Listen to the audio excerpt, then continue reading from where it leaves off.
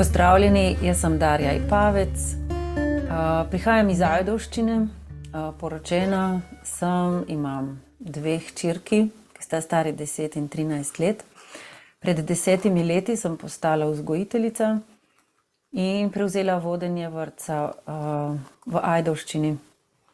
Rada bi z vami delila delček svojega potovanja s čudovitim učiteljem, ki je postal središče mojega življenja že pred nekaj 10 leti. In ko pomislim na to dolgo potovanje, mi večkrat pride pred oči slika ladje, ki potuje, včasih po razburkanih, včasih po izjemno mirnih vodah, ampak pri vsej tej veliki ladji, ki ima veliko jader, močne motorje, se mi zdi najpomembnejši del tisti majhen obroč, krogec, ki ga prepuščam temu čudovitemu učitelju. Odloča o smeri, odloča o destinaciji in pozna cilj. Ta čudoviti učitelj tudi pozna vode, pozna smeri vetra, zvezde, pozna posadko in ima ogromno izkušenj. Moje najpomembnejše delo je, da je srce osredinjeno na ta krogec in da ne skuša z rokami držati, usmerjati, voditi, odločati več, kolikor se za učenca spodobi.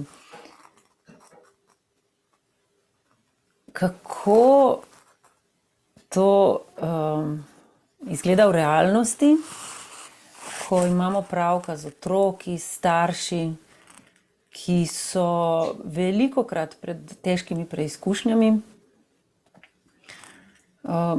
Če danes pogledam nazaj, tiste najlepše zgodbe so bile vedno povezane s težkimi preizkušnjami in trpljenjem. In se večkrat spomnim na mamico, ki je prosila za pogovor in sem v njenih očeh zagledala otroka, ki se srečuje s svojimi starši in svojim otroštvom. In sem v istem hipu razumela njo in otroke in sva skozi pogovor, preprosto osvetljevanje preteklosti, našli mnogo rešitev za njenega otročička in tudi za njo samo. V tem je to veselje potovanja, da imamo luč in da imamo svetilko, da so ta naša srca in te naše oči v resnici luč, ki osvetljuje naša življenja. In če je ta luč Kristusova, če je izvir, olje, Sveti Duh, je potem stvar veliko lažja in lepša. Pri otrocih sama ne govorim naravnost o Jezusu, ampak skušam najti podobe, ki spominjajo, nakazujejo na pomembne mejnike njegovega življenja.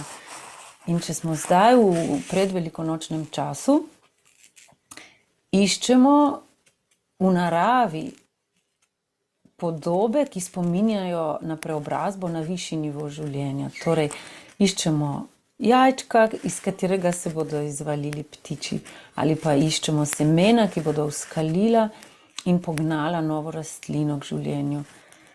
Velikokrat opazujemo gosenice, ki bodo dale življenja metuljem, ki letajo in imajo popolnoma druge lastnosti, kot jih ima recimo gosenica. Skozi te podobe lahko otroci že slutijo, v kakšnem času smo in na kakšen način se spopadamo s težkimi vsebinami Kristusovega potovanja po zemlji.